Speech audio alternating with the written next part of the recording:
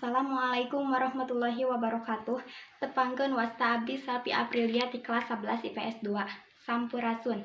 Puji sareng syukur urang panjatkeun ka Allah Subhanahu wa taala, Tuhan nu esa nu masihan hidayah sareng inayahna ka urang sadaya, janten urang sadaya tiasa kempel ti acara ieu tina kayaan sehat walafiat. Alhamdulillah.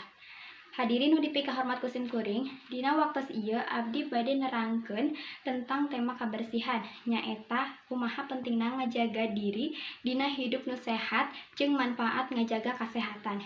Nu mana urang sadaya teh kedah atanapi wajib ngajaga lingkungan sekitar urang sareng awak nyalira yen urang sadaya tiasa ngajaga kasehatan tina sagala rupi panyakit nu aya.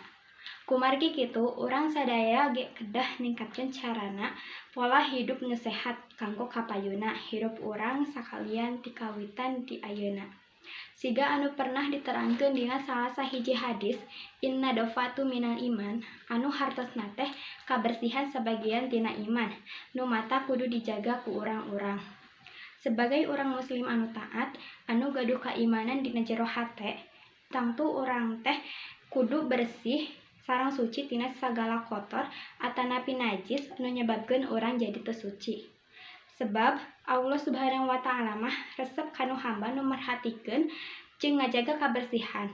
Bersih eta teh kaasup kana raga urang, diri urang sareng lingkungan urang sakitar. Tapi kabersihan eta teh rupina macem-macem. Aya nu disebut bersih hate, bersih jiwa, bersih raga, jeung bersih rohani.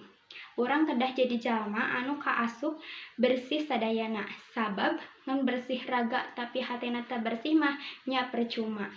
Matak dimulai ti ayeuna, hayu urang ngabersihan sagala rupina sareng ningkatkeun pola hidup sehat kanggo urang sadayana.